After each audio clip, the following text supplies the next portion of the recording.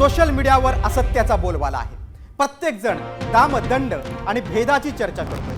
म्हणूनच मी घेऊन आलोय साम रिपोर्ट। नमस्कार, मी गिरीश निकम आणि बुलेटिनच्या सुरुवातीलाच एक महत्त्वाची बातमी आहे पाकिस्तानमधून। पाकिस्तानात आत्मघातकी स्फोट घडून आणण्यात आलेला आहे आणि या बॉम्बस्फोटात 16 सैनिकांचा मृत्यू झालाय। अफगाणिस्तान सीमेजवळच्या खैबर पख्तूनख्वा प्रांतात हा हल्ला झालाय।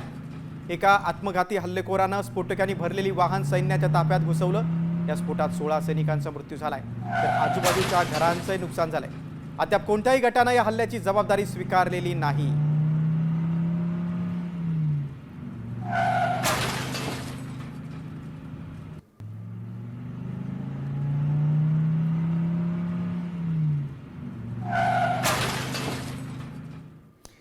दहशतवादी साकिब नाचनचा मृत्यू झालाय। साकिब नाचन हा मुंबई बॉम्बस्फोट प्रकरणातील मुख्य आरोपी इसिसचा दहशतवादी संघटनेचा म्होरक्या होता। ब्रेन हॅमरेज झाल्यामुळे साकिब नाचनला काल हॉस्पिटलमध्ये दाखल करण्यात आलं होतं। त्याच दरम्यान त्याचा मृत्यू झाल्याची माहिती समोर आली आहे। स्टुडंट इस्लामिक मूवमेंट ऑफ इंडियाचा तो दहशतवादी होता।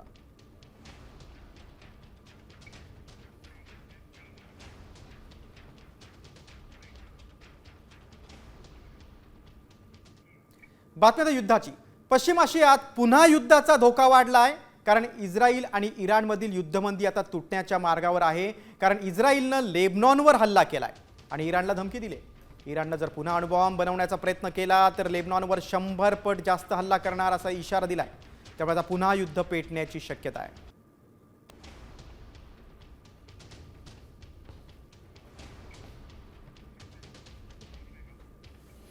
इस्रायलचा लेबनॉनवर हल्ला आहे। हा हल्ला करत इस्रायलनं पुन्हा एकदा इराणला धमकी दिलेली आहे।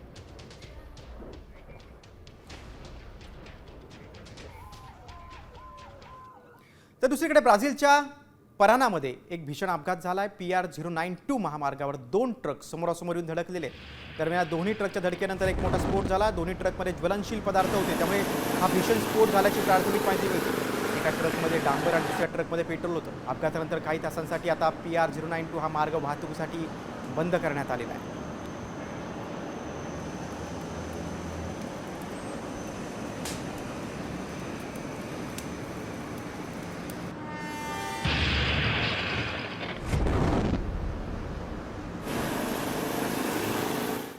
काही आंतरराष्ट्रीय घडामोडी आपण पाहिला।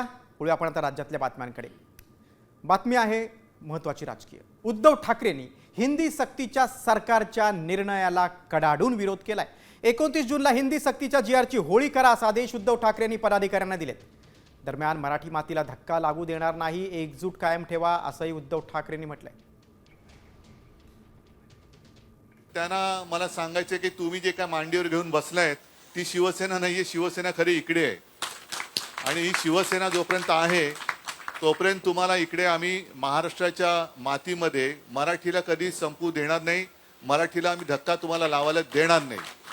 उद्याचं आंदोलन आहे, त्याच्यानंतर 5 तारखेचा मोर्चा सुद्धा आहे। आता जे तुमच्या चेहऱ्यावरती एक मला समाधान दिसतोय, आनंद दिसतोय, हा आनंद आणि हे समाधान असंच टिकवा, या सगळ्यांना शुभेच्छा देतो। आता संजय राऊतांच्या मोठ्या विधानाकडे। मराठीसाठी पुकारलेल्या आंदोलनानंतर पालिका निवडणुकीतही ठाकरे बंधू एकत्र येणार असल्याचे संकेत खासदार राऊतांनी दिलेत। पाहूयात या स्पेशल रिपोर्टमधून।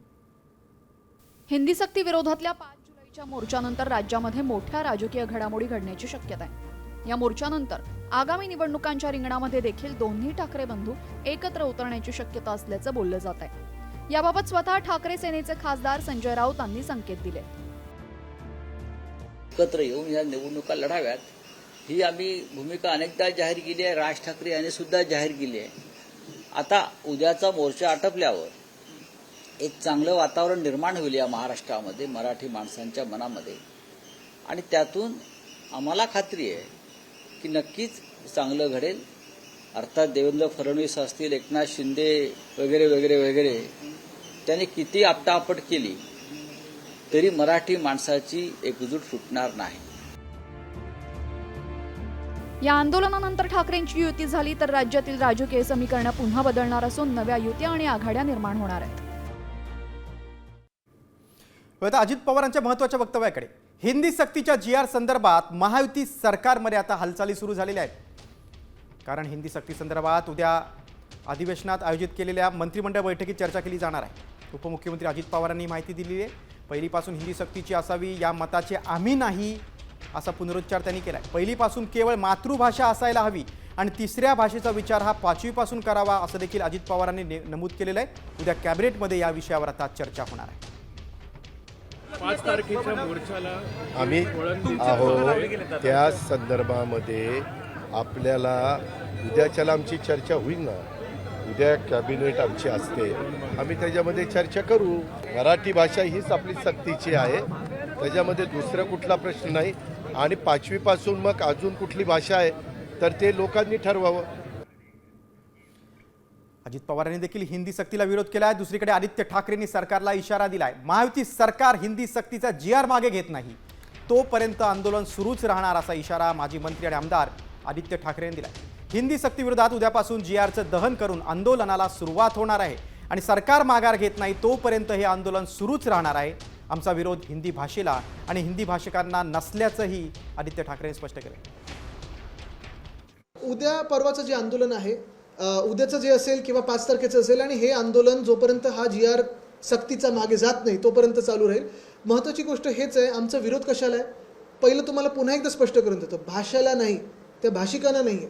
पण कुठचीही भाषा, मग ह्या आत्ताच्या विषयामध्ये हिंदी तुम्ही पहिलीच्या विद्यार्थ्यांवर जे लादताय आणि महाराष्ट्रात सक्ती करताय त्याला आहे. बातम्या आता मनसेची. 5 जुलै रोजी हिंदी विरोधी मोर्चात सहभागी व्हावं आणि त्याचं निमंत्रण देण्यासाठी मनसेचे काही नेते आणि पदाधिकाऱ्यांनी यांनी रेल्वे स्टेशन गाठलं होतं. रेल्वे स्थानकात त्यांनी पत्रकांचं वाटप केलं. यावेळी या मनसेच्या कार्यकर्त्यांनी लोकलमधील प्रवाशांशी देखील संवाद साधला आणि त्यांना या मोर्चासाठी येण्याचं आवाहन केलं.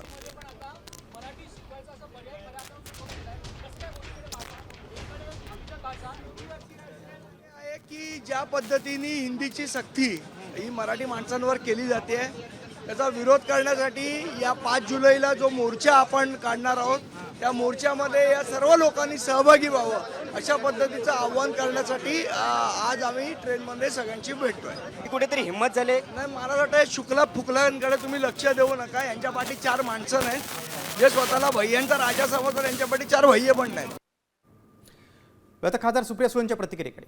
राष्ट्रवादी शरद पवारांच्या पक्षानं देखील 5 जुलैच्या मोर्चाला पाठिंबा दिला. त्यामुळे राज ठाकरे आणि उद्धव ठाकरेंसह शरद पवार देखील या मोर्चात सहभागी होणार का असा सवाल उपस्थित होतोय. यावर संजय राऊत आणि सुप्रिया सुळेंनी काय प्रतिक्रिया दिली आहे ती पाहूया.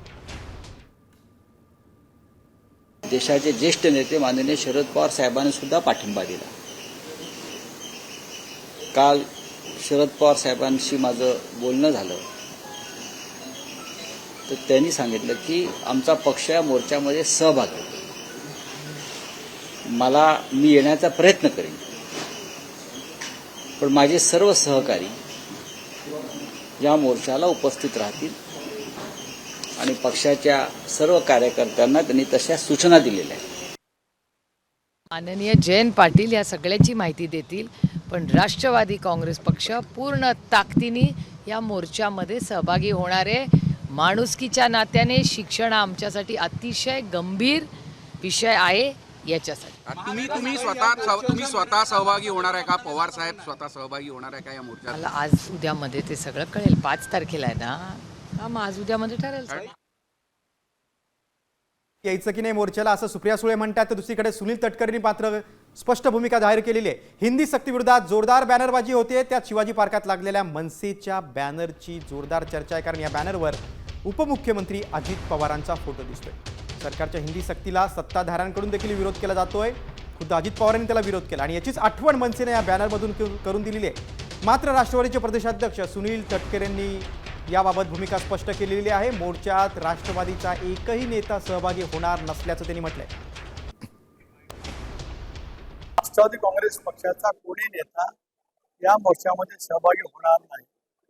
हा विरोधी पक्षाने काढलेला मोर्चा आहे. राष्ट्रवादी काँग्रेस पक्षाला या संदर्भामध्ये काय भावना व्यक्त करायच्या असतील तर जरूर आम्ही मुख्यमंत्री, दोन्ही उपमुख्यमंत्री यांची भेट घेऊ आणि त्या बाबतीमध्ये मार्ग काढण्याचा प्रयत्न. पुढच्या रिपोर्टकडे. ठाकरेंनी मराठीसाठी एल्गार पुकारलाय, तर दुसरीकडे भाजपच्या मंत्र्यांनीच हिंदी सक्तीचा धसका घेतलाय. तो नेमका कसा पाहूयात हा रिपोर्ट. भाजपला मंत्र्यानेच पाडलं तोंडघशी.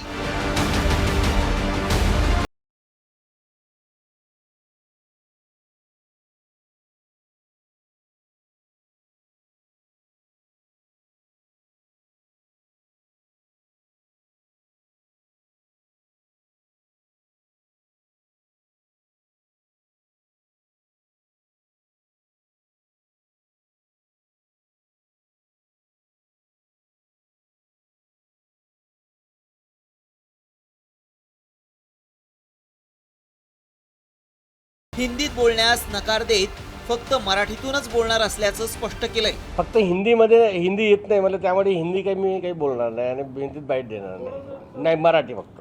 नाही, माझा जन्म जे आहे ना, मी आदिवासी समाजाचा माणूस आहे. माझी माय अनपढ होती, अज्ञानी होती. त्या बिचारीनं माझ्यावर मराठीचे जे संस्कार दिलेले आहे तेच भाषा मला. तर याआधी नितेश राणेंनीही हिंदी सक्तीविषयी आपल्या मनातली भीती बोलून दाखवली आहे. हिंदीची सक्ती केली तर मी तो मरीन उद्या. इसे आपुनगा तोपुनगा हो जाएगा इधर. राज्य सरकारनं पहिलीपासूनच त्रिभाषा सूत्रानुसार हिंदी भाषेची सक्ती केली आहे. त्याविरोधात ठाकरे बंधूंनी एकीची वज्रमुठ आवळत हिंदी सक्ती विरोधात एल्गार पुकारलाय. मात्र राज्यात हिंदी सक्ती नसून मराठी सक्ती असल्याचा दावा भाजपच्या नेत्यांकडून केला जातोय. भारतीय जनता पार्टी मराठीसाठी कट्टर आहे. भारतीय जनता पार्टी मराठीची आग्रही आहे. किंबहुना भारतीय जनता पार्टी आणि केंद्र सरकार यामुळेच मराठीला अभिजात भाषेचा दर्जा मिळाला आहे. पर्यायी ऐच्छिक भाषा म्हणून एक हिंदी आहे. ते दोघं किंवा अजून कोणी हे सगळे गैरसमजाचे बळी आहेत. खरं तर अशोक उईकेंनी आपण आदिवासी समाजातून येत असल्यानं आपल्याला हिंदी येत नाही असं म्हटलंय. मात्र भाजपच्या मंत्र्यांना खरंच हिंदी येत नाही की मराठी मतदारांच्या रोषाला सामोरं जावं लागू शकतं म्हणून घेतलेला धसका, याची चर्चा रंगली आहे. रिपोर्ट साम टीव्ही न्यूज.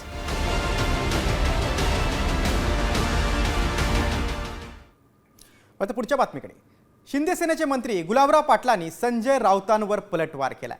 एकनाथ शिंदे तुझ्या छाताड्यावर बसलेत आहे सोन्या, तू अजून शुद्धीवर आला का नाही, अशी टीका गुलाबराव पाटलांनी केली. हिंदीच्या मुद्द्यावर शिंदे कुठे लपले त्याचा वार राऊतांनी केला होता, त्याला आता गुलाबरावांनी पलटवार केला. मला आश्चर्य वाटतंय शिवसेना म्हणून घेणाऱ्या त्या एकनाथ शिंदे आणि लोकमंडळींचं, ते कुठे लपून बसले. कोणत्या त्यांनी का बंकर केलाय का, या विषयावरती बोलायचंच नाही. आणि कोणत्या भूमिका मांडताय, उदय सामंत कोणती भूमिका मांडतायत. उदय सामंत ते शिंदे गटाचे मंत्री आहेत ना, त्यांनी ठामपणे मराठी माणसाची भूमिका मांडायला पाहिजे.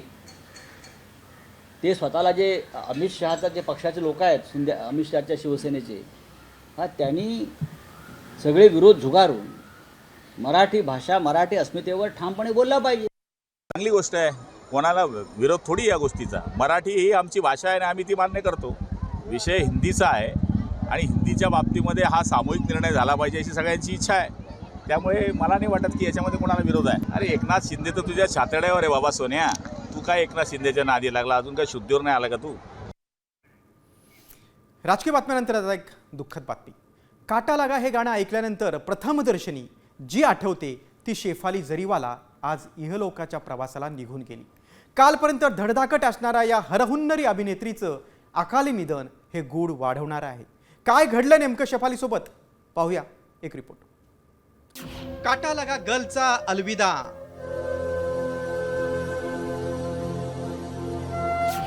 तारुण्यातच गमावला जीव. शेफाली जरीवाला पडद्याआड.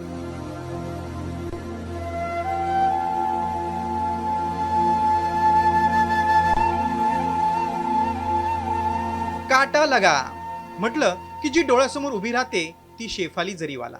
याच काटा लगा गर्लनं शुक्रवारी मध्यरात्री अखेरचा श्वास घेतला. प्रथमदर्शनी शेफालीचा मृत्यू हा कार्डियक अरेस्टनं झाल्याचं सांगण्यात आलंय. मात्र अवघ्या 42व्या वर्षी या तरुण अभिनेत्रीच्या अकाली मृत्यूनं अनेक प्रश्न उपस्थित झालेत. त्यामुळे शुक्रवारी रात्री नेमकं काय घडलं ते पाहूया. शुक्रवारी रात्री 10:30 वाजता अंधेरीतील गोल्डन रेंज इमारतीतून काळ्या काचांची कार भरधाव वेगात बाहेर आली. थोड्याच वेळात बेलव्यू मल्टीस्पेशालिटी हॉस्पिटलमध्ये बेशुद्ध अवस्थेत शेफालीला दाखल करण्यात आलं. 11:30 वाजता हॉस्पिटलमधील डॉक्टरांनी शेफालीला मृत घोषित केलं. रात्री 1 वाजता मृतदेह तातडीनं शवविच्छेदनासाठी कूपर रुग्णालयात पाठवण्यात आला. शेफालीच्या अंधेरीतील घराबाहेर पोलीस दाखल झाले. छातीत कळा येऊ लागल्यानं तिला तत्काळ जवळच्या रुग्णालयात दाखल करण्यात आलं. पण दवाखान्यात जाईपर्यंत तिने अखेरचा श्वास घेतला. डॉक्टरांनी तिला मृत घोषित केल्यानंतर शेफालीच्या मृत्यूचं गूढ वाढलंय. पोलिसांनी या प्रकरणी तातडीनं ऍक्शन मोडमध्ये येत कारवाई केली. शनिवारी सकाळी पोलीस आणि फॉरेन्सिक टीमकडून शेफालीच्या घराची तपासणी करण्यात आली. यावेळी तिचा पती पराग त्यागी आणि इतर 6 जणांचे जबाब नोंदवण्यात आले. शेफालीच्या घरातील मोलकरीण आणि स्वयंपाकीण यांचीही आंबोली पोलीस ठाण्यात चौकशी करण्यात आली. भैया मैं शेफाली जी को नहीं देखा, उसके गाड़ी गई है, मैंने गेट खोल दिया वही 10 सवा 10 बजे. मुझे तो 1 बजे रात में पता चला, ये कोई आदमी बोला कि शेफाली जी डेथ कर गए. तब वो भी मैं विश्वास नहीं किया था, क्योंकि मैं तो अच्छा भला देख रहा था उसको रोज. तो उसने मोबाइल से फोटो दिखाया कि देखो शेफाली जी शायद डेथ कर गए. था उसका कोई यार दोस्त, कोई इधर से आया था मोटरसाइकिल से, तो वो दिखाया था कि वो डेथ कर गए हैं शेफाली जी. तो मैं बोला देखो मुझे तो कन्फर्म नहीं है इस चीज का. वो तो मुझे 1 बजे रात में पता चला. जैसे मुझे पता चला कि डेथ हो गया, उसके बाद पुलिस भी आ गई. शेफाली जरीवालाच्या मृत्यूमागील खरं कारण अद्याप समोर आलेलं नाही. तर दुसरीकडे शेफाली जरीवालाबाबत नवा खुलासा समोर आलाय. शेफाली गेल्या 6 ते 7 वर्षांपासून तरुण दिसण्यासाठी उपचार घेत होती अशी माहिती समोर आली. ती व्हिटॅमिन सी आणि ग्लुटाथिओन नावाच्या औषधांचे डोस घेत होती. ही औषधं तरुण दिसण्यासाठी आणि त्वचेसाठी होती. मात्र या उपचाराचा आणि हार्ट अटॅकचा काही संबंध नाही अशी माहिती डॉक्टरांनी दिली. वयाच्या अवघ्या 42व्या वर्षी शेफालीच्या अकाली निधनाची बातमी ऐकून सेलिब्रिटींनाही धक्का बसलाय. काटा लगा गाण्यामुळे एका रात्रीत स्टार बनलेल्या शेफालीच्या करिअर ग्राफमध्ये दुसरं कुठलं मोठं गाणं नसतानाही तिनं प्रेक्षकांच्या मनावर अधिराज्य गाजवलं. याच हरहुन्नरी अभिनेत्रीच्या अकाली जाण्यानं सिनेक्षेत्रासह चाहत्यांवर दुःखाचा डोंगर कोसळलाय. ब्युरो रिपोर्ट, साम टीव्ही मराठी.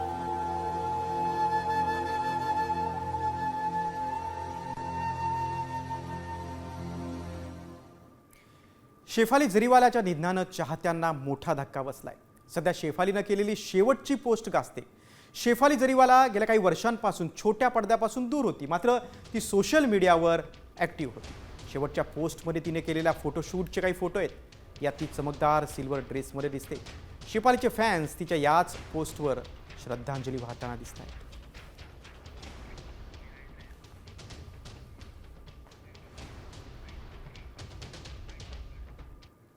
शेफाली जरीवालाच्या मृत्यूनं बिग बॉसच्या घरावर आता सवाल उपस्थित होत आहेत.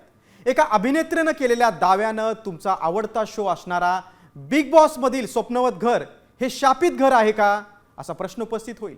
होय, शेफालीच्या मृत्यूनंतर या अभिनेत्रीने काय म्हटलंय पहा हा खास रिपोर्ट. बिग बॉसचं घर शापित.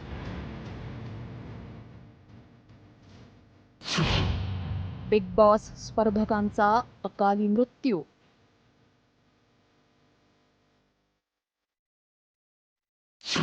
नऊ स्पर्धकांच्या मृत्यूनं खळबळ.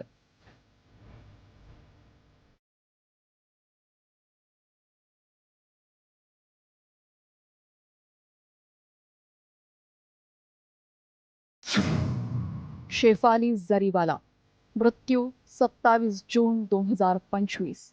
Big boss season 13. Siddharth Shukla मृत्यू 2 सप्टेंबर 2021. Bigg boss season 13. Pratyusha Banerjee मृत्यू 1 एप्रिल 2016. Bigg boss season 7. Swami Om मृत्यू 3 फेब्रुवारी 2021. Bigg boss season 10.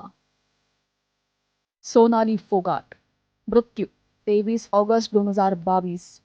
Big boss season 14. Somdas Chattanur मृत्यू 31 जानेवारी 2021. Bigg Boss Malayalam season 2.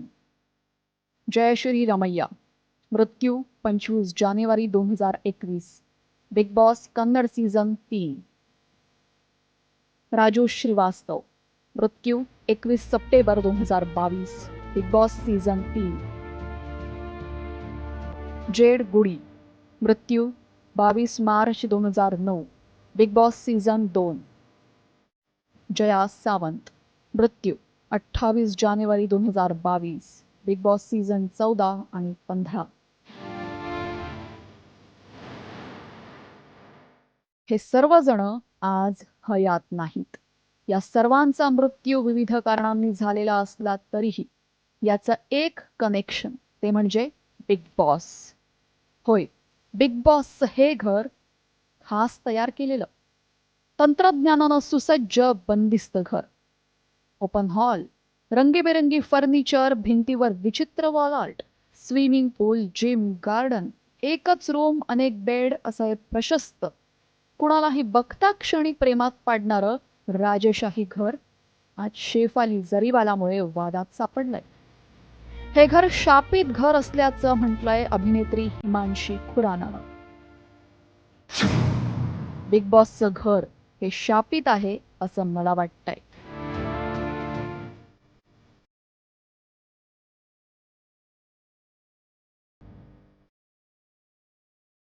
अभिनेत्री हिमांशी खुरानानं शेफाली सोबतचे फोटो टाकून ज्या घरात जाण्यासाठी सेलिब्रिटी प्रयत्नांची पराकाष्ठा करतात त्याच घराला शापित म्हणत खळबळ माजवली आहे. सेलिब्रिटींच्या बंद दाराआड काय घडतं हे बिग बॉसच्या घरातील 100 कॅमेऱ्यांमध्ये टिकून प्रेक्षकांना दाखवलं जातं.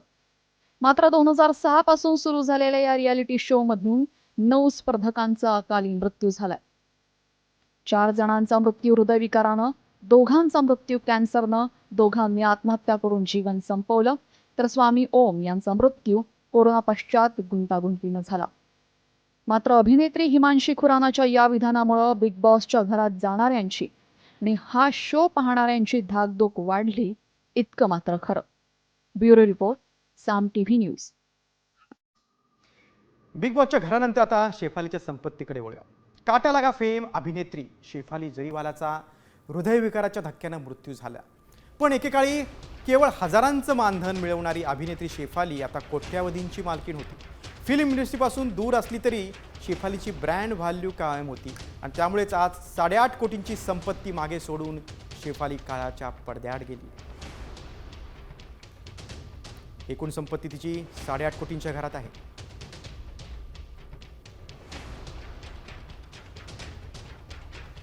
शेफालीची एका शोसाठी 10 ते 25 लाख रुपये फी घेत होती.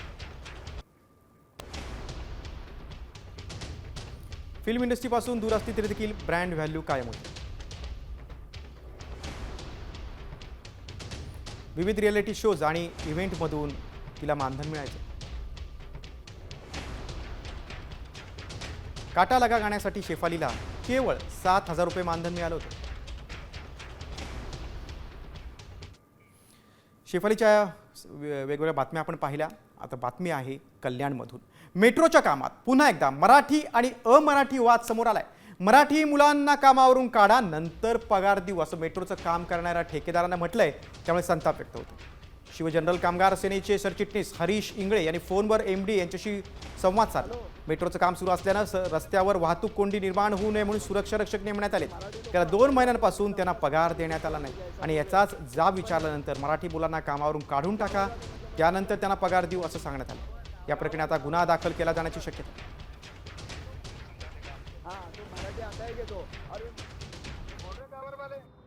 क्या बोलते हैं ये लोग? मराठी लोग हटाओ तो पेमेंट देंगे. हाँ, बोला इनको क्यों रखा है, इनको हटाओ. किधर से बोला गया है? यही लोग.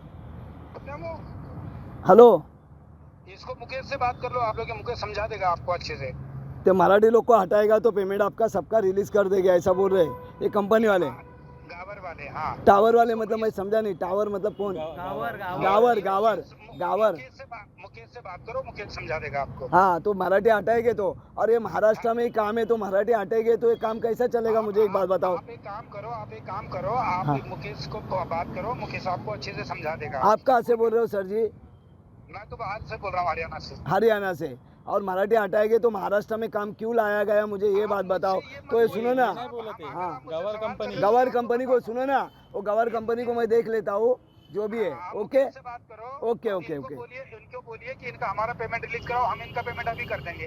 ओके, हमारा पेमेंट अभी करेंगे तो हम अभी कर देंगे, आज ही कर देंगे पेमेंट. ओके, गवर से मैं बात कर लेता हूँ, किधर है वो. चलेगा. Okay, thank you. हरियाणाहून एक MD बोलत होता की गवर कंपनी अशी बोलते की मराठी मुलं काढा तर आम्ही पेमेंट आत्ताच रिलीज करतो. तर मला ते चुकीच्या पद्धतीने त्यांचं बोलणं होतं. मी त्यांची काय मोबाईलवर माझा रेकॉर्डिंग केलेली आहे. मी त्यांना फोनवर बोललो आणि त्यांच्या सुपरवायझरशी बात केली. कामगारांना बोललो तुमचं पेमेंट मी रिलीज करेन. सोमवारी त्यांचे सर्व अधिकारी येणार आहे. उंबारलेला मी जाईल आणि तिथे मी आमरण उपोषणची नोटीस देईल आणि मानपाड्याला कळवेल आणि त्या पद्धतीने कामगार काढू नये ही तर त्यांना नोंदणी दिलेली आहे. कामगार काढल्यास मी तीव्र आंदोलन करेन. पुढची बातमी आता BMCतील घोटाळ्याची. तुम्ही आदर्श, जलसिंचन, राष्ट्रकुल अशा घोटाळ्यांची नावं ऐकली असतील. मात्र आता राज्यात उंदीर घोटाळ्यानं खळबळ उडवलेली आहे. मात्र उंदीर घोटाळा नेमका काय आहे पाहूयात यावरचा एक स्पेशल रिपोर्ट। मुंबईत उंदीर घोटाळा, बीएमसीचा कोट्यवधींच्या निधीवर डल्ला, उंदीर मारण्याची मोहीम संशयाच्या घेऱ्यात, घरात धुडगूस घालणाऱ्या उंदरांमुळे मुंबईकर हैराण आहेत, त्यामुळे उंदीर मारण्यासाठी महापालिकेनं मोहीम हाती घेतली। मात्र या उंदीर मारण्याच्या मोहिमेतच घोटाळा झाल्याची चर्चा रंगली, कारण मुंबई महापालिकेने अवघ्या 6 महिन्यात तब्बल 2.5 लाख उंदीर मारल्याचा दावा केलाय। त्यामुळे ही आकडेवारी संशयाच्या भोवऱ्यात सापडली। 6 महिन्यात 17 वॉर्डमध्ये 2,50,000 उंदरांचा खात्मा करण्यात आला। एक उंदीर मारण्यासाठी 20 रुपये दर होता। टार्गेटपेक्षा जास्त उंदीर मारल्यास 22 रुपये दर। 5 वॉर्डमधील उंदीर मारण्यासाठी पालिकेचा तब्बल 1 कोटी रुपये खर्च झालाय। 5 वर्षात महापालिकेचा उंदीर मारण्यावर तब्बल 23 कोटींचा खर्च आहे। महापालिकेच्या दाव्यानंतर अजूनही मुंबईत गल्लोगल्ली उंदरांची टोळी दिसते। मात्र महापालिका लाखो उंदीर मारल्याचा दावा करते, त्यामुळे मुंबईचे पालकमंत्री आशिष शेलार यांनी महापालिकेच्या आकडेवारीवर संशय व्यक्त करत चौकशीचे आदेश दिले। चूहे मारने की विषारी दवाएं पूरे मुंबई में फैलाते हैं। उन्होंने ये कहा कि भाई हम लोगों के घर में चूहे नहीं आए, उसके लिए पिंजरा सापड़ा जिसको कहते हैं ट्रैप, वो देते हैं। भाई कितने घरों में दिया? कई हजार घरों में दिया। उसको ट्रेनिंग भी हमने दिया, ये बीएमसी कह रहे हैं। तो इसकी इंक्वायरी मैंने लगाई है, इसको बेनकाब करने का काम हम करेंगे। दरवर्षी महापालिका लाखो उंदीर मारल्याचा दावा करते, मात्र ही मोहीम कागदी घोडे नाचवण्याचा प्रकार आहे की खरंच उंदीर मारले जात आहेत, हा मोठा प्रश्न आहे। बेजबाबदार आणि भ्रष्ट अधिकाऱ्यांवर कोणाचाच अंकुश नाही हे वास्तव आहे। त्यामुळेच अधिकाऱ्यांनी खरंच प्रत्यक्षात 23 कोटींचे उंदीर मारले की केवळ कागदावर मारून पैसे खाल्ल्याची मस्त ढेकर दिली, याचं सत्य चौकशीनंतर समोर येणार आहे। उंदराला मांजर साक्ष या म्हणीनुसार या घोटाळ्यातील अधिकाऱ्यांना लोकप्रतिनिधी ही पाठीशी घालणार का, याकडे सगळ्यांचं लक्ष आहे। ब्युरो रिपोर्ट, साम टीव्ही न्यूज। मुंबईनंतर पुढची बातमी आता पनवेलमधून। धक्कादायक बातमी आहे, एका नवजात बालकाला रस्त्यावर एका निळ्या बॉक्समध्ये सोडून आई वडील फरार झाले। पनवेलच्या स्वप्नालय बालगृह परिसरातील ही धक्कादायक घटना आहे। बाळाच्या रडण्याचा आवाज ऐकून काही स्थानिक नागरिकांनी धाव घेतली, तेव्हा सगळा प्रकार समोर आला। या बॉक्समध्ये दूध पावडर, दुधाची बाटली आणि इंग्रजीत लिहिलेली एक चिठ्ठी होती। सध्या पनवेलमधील एका रुग्णालयात बाळावर उपचार सुरू आहेत। आई वडिलांचा पोलीस शोध घेत आहेत। 6:40 पे हम देखे इसको। कैसे पता चला आपको? ये रो रहा था ना, तो मैं सोच रही सांप की आवाज आ रहे हैं। फिर मैं रिटर्न हो गई, तो वो फल वाला चाचा आया, तो मैं बोली कि चाचा इधर क्या बोल रहे हैं? वो बोले क्या पता, हम तो टोकरी में देख रहे तो उसका हिल रहा है ना चादर। हम बोले इधर बच्चा है क्या, तो वो लोग भी आके देखने लगे इधर। तो क्या है उसमें? तो बच्चा ही है। पण पुढच्या रिपोर्टकडे। कमावत्या घटस्फोटित महिलांना आता न्यायालयानं एक मोठा दिलासा दिलाय। पोटगी संदर्भात घेतलेला निर्णय हा आता या महिलांसाठी मोठा आधार असणार आहे। काय नेमकं म्हटलंय न्यायालयानं, पाहूयात या खास रिपोर्टमधून। कमावत्या पत्नीलाही मिळणार पोटगी।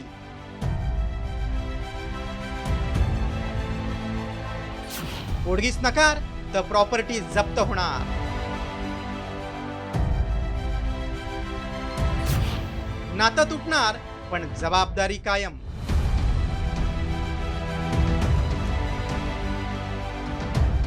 पती पत्नीचं नातं म्हणजे लवचिक रबरासारखं, खूप ताणलं गेलं आणि एकदा तुटलं की पुन्हा जोडणं म्हणजे दिव्यच। पोटगी संदर्भात न्यायालयानं दिलेला निर्णय हा नवरोबांसाठी टेन्शन वाढवणारा ठरलाय, तर अनेक विभक्त होऊ घातलेल्या महिलांसाठी आधार देणारा। पत्नी कमावते म्हणून तिला तिच्या विभक्त पतीकडून मिळणाऱ्या आर्थिक मदतीपासून वंचित ठेवता येणार नाही, असा महत्त्वपूर्ण निर्वाळा उच्च न्यायालयाने एका प्रकरणात दिलाय। न्यायालयाने या प्रकरणात नेमकं काय म्हटलंय ते पाहूया। दोन्ही पक्षांच्या उत्पन्न आणि मालमत्तेच्या तपशिलाद्वारे पोटगी मिळणार। पोटगीची रक्कम ठरवताना पूर्वीचं राहणीमान विचारात घेतलं जाणार। मुलांचं शिक्षण, आरोग्य आणि इतर गरजांचाही विचार होणार. पोटगी द्यायची आहे त्याची आर्थिक क्षमता देखील तपासली जाणार. या मार्गदर्शक तत्वांचा उपयोग करून न्यायालयात आता घटस्फोटितांना महिलांसाठी पोटगीची रक्कम ठरवली जाणार आहे. तिच्या राहणीमानानुसार तिला जगण्याचा अधिकार असल्यानं पोटगीची रक्कम ही त्यानुसारच मिळणार आहे. जर का पत्नी 10,000 कमवते आणि नवरा 1,00,000 रुपये कमवतोय, परंतु पत्नीला घरातून बाहेर काढल्यावर तिचे 6,000 रुपये भाड्यामध्ये जात आहेत, तर तिच्याकडे 4,000 उरत आहेत. मुलांचं शिक्षण आहे, मुलांचा ताबा आहे तिच्याकडे, तर 4,000मध्ये ती काय काय करेल? व्हेअरॅज की नवऱ्याला 1,00,000 रुपये पगार आहे, तर तिचे खर्च, तिच्यावरच्या जबाबदाऱ्या आणि तिचं इन्कम या सगळ्याचा विचार करून न्यायालय योग्य ती रक्कम दर महिना पत्नीला दिली जाते. पत्नी कमावती असली तरी नोकरीसाठी तिला लांबचा प्रवास करावा लागत असेल, तिच्यावर मुलांची जबाबदारी असेल आणि तिचं उत्पन्न तिच्या स्वतःच्या उदरनिर्वाहासाठी पुरेसे नसेल, तर ती कमावती असून देखील तिला पोटगीचा अधिकार असल्याचा निर्णय दिलाय. न्यायालयाच्या या निर्णयानं विभक्त महिलांना मोठा आधार मिळालाय. त्यामुळे नात्यातील मंगळसूत्र जरी तुटलं तरी जबाबदारीपासून मात्र सुटका होणार नाही. ब्युरो रिपोर्ट, साम टीव्ही न्यूज.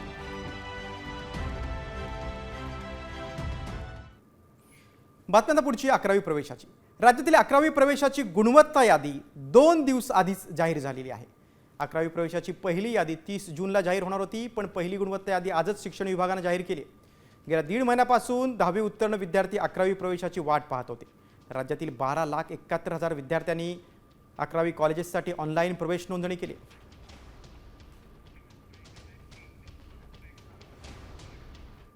आता एक धक्कादायक बातमी आहे संभाजीनगरातून. वैजापूरमध्ये आश्रमात महिला कीर्तनकाराची दगडानं ठेचून हत्या केली. हबप संगीताताई पवार असं मृत कीर्तनकार महिलेचं नाव आहे. संगीताताई पवार सद्गुरू नारायणगिरी महाराज कन्या आश्रमातच वास्तव्याला होत्या. संगीताताई पवार यांच्यावर मारेकऱ्यांनी आश्रमात घुसून दगडानं हल्ला केल्याची माहिती समोर आली. दरम्यान ही हत्या कुणी केली, कुठल्या कारणामुळे केलेली याचा पोलीस शोध घेत आहेत. संगीताताई पवार महाराज या थांबतात आणि पूजा अर्चा वगैरे करतात. ते प्रवचन वगैरे पण करतात. तर रात्री ते एकट्याच होत्या. कोणीतरी त्यांच्या पडवीमध्ये झोपलेले असताना कोणीतरी त्यांच्या डोक्यामध्ये दगड घालून त्यांच्या हत्या केल्याचं दिसत आहे. तसंच वैजापूर टीम, स्थानिक पोलीस आम्ही सर्व अँगलने या घटनेचा तपास करत आहोत.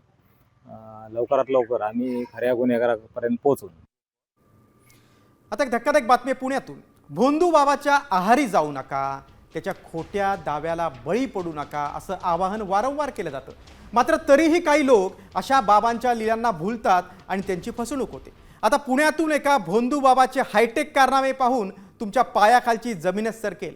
पाहूया एक स्पेशल रिपोर्ट. आणि महिलांबद्दल किती संवेदनशील आहे असं वाटेल. मात्र हा चेहरा नीट निरखून पहा. प्रसाद दादा उर्फ प्रसाद भीमराव तामदार असं या भामट्याचं नाव. मात्र याच भामट्याच्या काळ्या कारनाम्याचा आता बिंग फुटलंय.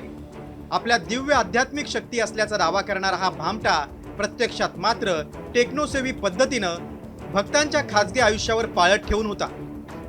त्यांचे अश्लील व्हिडिओ बनवण्याचं नीच कृत्य करत असल्याचं समोर आलंय. मात्र या भोंदू बाबाच्या काळ्या कारनाम्याची मोडस ऑपरेंडी कशी आहे ते पाहूया. प्रसाद भीमराव तामदार असं 29 वर्षीय भोंदू बाबाचं नाव आहे. आध्यात्मिक गुरु असल्याचा दावा करत स्वतःच्या मुळशीच्या सूस येथील घरात त्यानं मठाची स्थापना केली. भक्तांच्या मोबाईलमध्ये नकळत हिडन ॲप इन्स्टॉल करायचा. एअर ड्रॉइड किड या हिडन ॲपनं पुरुष भक्तांवर पाळत ठेवायचा. भक्तांना अश्लील कृत्य करण्यास भाग पाडून व्हिडिओ बनवायचा. सोशल मीडियावर प्रसिद्ध असलेल्या या भामट्याच्या त्रासाला कंटाळून एका भक्तानं थेट पोलीस ठाणं गाठलं आणि भोंदू बाबा विरोधात तक्रार दाखल केली. त्यानंतर पोलिसांनी भोंदू बाबाच्या मुसक्या आवळल्यात.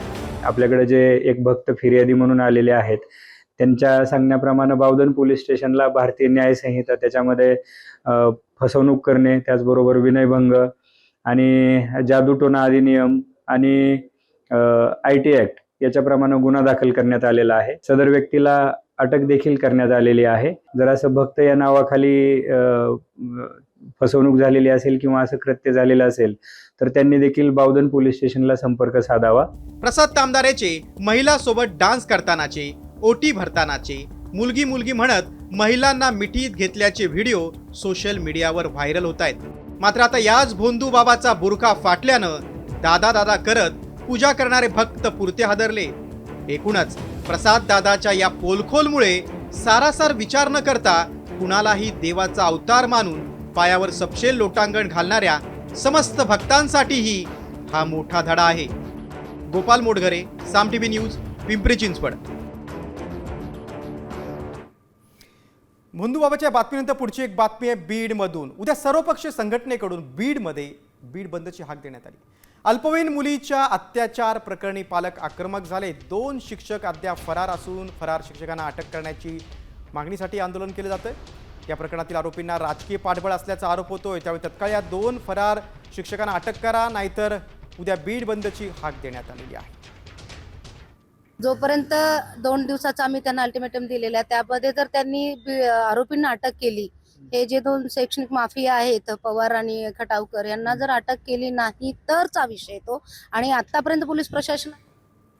बीडनंतर पुढची बातमी नांदेडमधून. पत्नीच्या छळाला कंटाळून एकानं आत्महत्येचा प्रयत्न केलाय.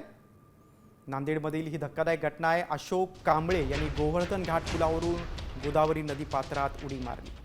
मात्र तिथं असलेल्या जीवनरक्षक दलाच्या जवानांनी अशोक कांबळे यांचे प्राण वाचवले. 20 वर्षांपासून पत्नी छळ करते असा आरोप अशोक कांबळेंनी लिहिलेल्या चिठ्ठीत केलाय. सध्या त्यांच्यावर विष्णुपुरी इथल्या रुग्णालयात उपचार सुरू आहेत.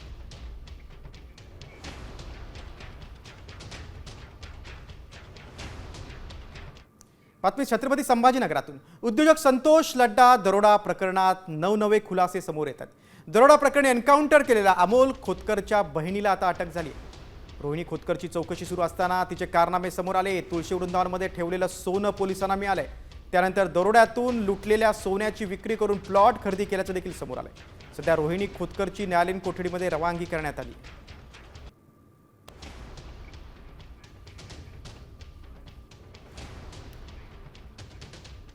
आता वेळा पावसाच्या बातम्यांकडे. सततच्या पावसामुळे आता सातपुड्यातील धबधबे प्रवाहित झालेले आहेत. सातपुड्यातील दहेल धबधब्याचं रौद्ररूप पाहायला मिळतंय. गेल्या 6 दिवसांपासून मुसळधार पाऊस सुरू आहे. त्यामुळेच अक्कलकुवा तालुक्यातील दहेल नदीला पूर आलाय. महाराष्ट्र आणि गुजरातच्या सीमेवर असलेल्या या धबधब्याचं रौद्ररूप कॅमेऱ्यात टिपण्यात आले.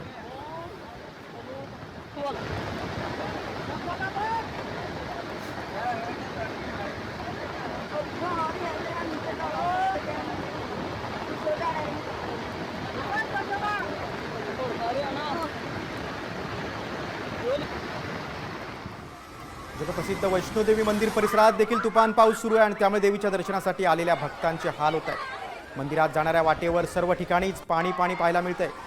दृश्यांमध्ये आपण पाहू शकतो की कशा प्रकारे पायऱ्यांवरून धबधब्यासारखं पाणी वाहू लागलंय. या पाण्यात काही नागरिक देखील अडकल्याचं दिसतं.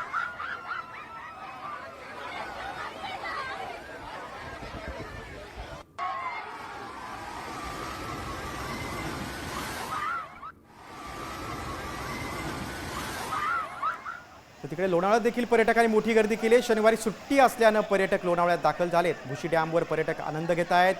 विकेंड लोणावळ्यामध्ये पर्यटक साजरा करतायत. भुशी डॅमवर तुडुंब गर्दी झालेली आपण पाहतोय.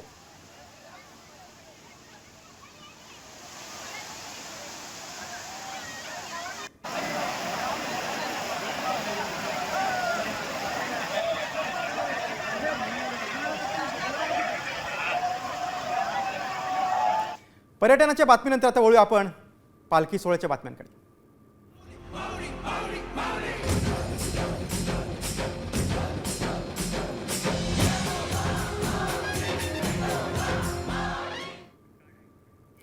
पहिली बातमी तुकोबांच्या पालखीची.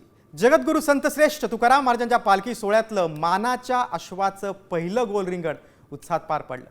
बेलवडीमध्ये हा आनंद सोहळा रंगला होता. विठोबा रखुमाई आणि ज्ञानबा तुकारामांच्या जयघोषानं संपूर्ण आसमंत दुमदुमत होता.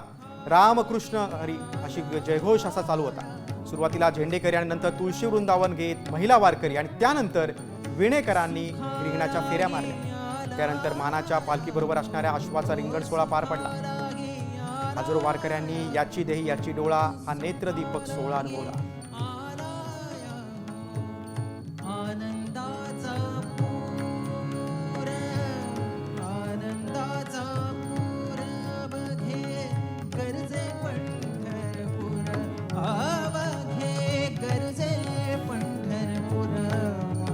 अवघे गर्जे पंढरपूर चालला नामाचा गजर चालला नामाचा गजर. बातम्या आता बारामतीमध्ये. वारीमध्ये कुठलाही धर्म नसतो किंवा कुठलीही जात नसते, फक्त माऊली एकच ओळख असते. संत तुकाराम महाराज पालखीमध्ये तृतीयपंथी देखील सहभागी झालेत. देहूपासून त्यांनी आपल्या पंढरपूरच्या दिशेनं पायी प्रवास सुरू केला.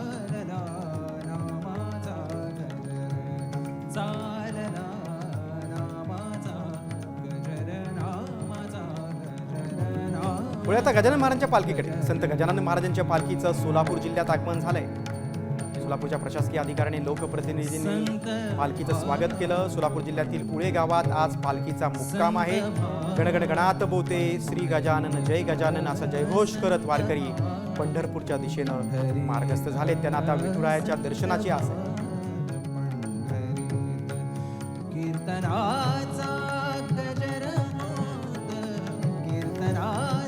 बातम्या लातूरमधून. एका मुस्लिम भक्ताच्या अनोख्या विठ्ठल भक्तीचं दर्शन झालंय.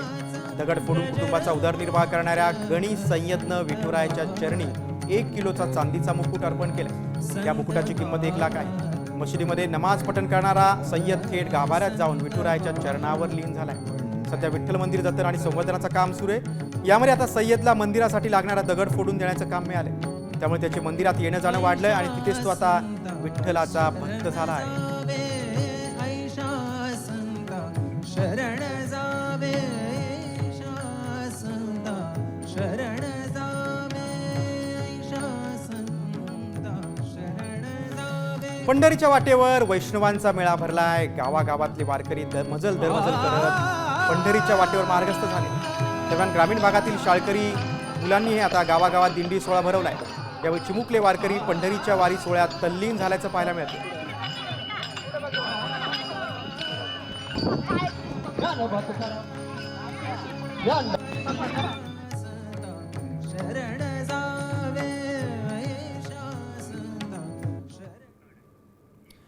पालखी सोहळ्याच्या काही बातम्या आपण पाहिल्या. पुढच्या बातमीकडे. आंतरराष्ट्रीय अवकाश स्थानकात जाणारे पहिले भारतीय अंतराळवीर शुभांशु शुक्ला यांच्याशी पंतप्रधान मोदींनी संवाद साधला. त्यावेळी त्यांनी शुभांशुला विचारलं, तुम्ही गाजरचा हलवा नेला होता तो खाल्ला का? त्यावर शुभांशु शुक्ला काय म्हणालेत ते पाहूया. आप जो गाजर का हलवा ले गए हैं, क्या उससे अपने साथियों को खिलाया? जी प्रधानमंत्री जी, ये कुछ चीज़ें मैं अपने देश की खाने की लेके आया था, जैसे गाजर का हलवा, मूंग दाल का हलवा और आमरस. और मैं चाहता था कि ये बाकी भी जो मेरे साथी हैं, बाकी देशों से जो आए हैं, वो भी इसका स्वाद लें और चखें. जो भारत का जो रिच कलिनरी हमारा जो हेरिटेज है उसका एक्सपीरियंस ले. तो हम सभी ने बैठ के इसका स्वाद लिया साथ में और सबको बहुत पसंद आया. कुछ हैं कि कब वो नीचे आएंगे और हमारे देश आए और इनका स्वाद ले सके हमारे साथ. पुढची बातमी आता कोल्हापूरमधून. डिजिटल अरेस्टची भीती दाखवून कोल्हापुरात एका सेवानिवृत्त अभियंत्याची तब्बल 8 कोटी रुपयांची फसवणूक केल्याचं समोर आलंय. दत्तात्रय पाडेकर असं या निवृत्त अभियंत्याचं नाव आहे. फसवणूक करणाऱ्या टोळीनं वरिष्ठ पोलीस अधिकारी विश्वास नांगरे पाटील यांच्या नावाचा गैरवापर केला. दहशतवादी संघटनेला पैसे पुरवल्याचा आरोप करत अटकेची भीती घालून पैसे ट्रान्सफर करण्यास भाग पाडले.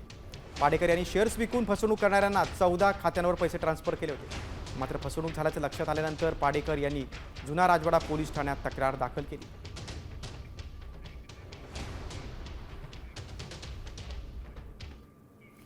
आता एक दुर्घटनेची बातमी आहे मुंबईतून. हाजी अलीजवळ समुद्रात 3 जण बुडाल्याची धक्कादायक घटना समोर आली आहे. इथल्या लोटस जेट्टी परिसरातील हे 3 जण बुडाले.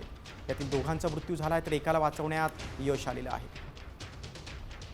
हाजी अलीच्या जेट्टी परिसरात 3 जण बुडाले होते. त्यातल्या एकाला वाचवण्यात यश आलेलं आहे.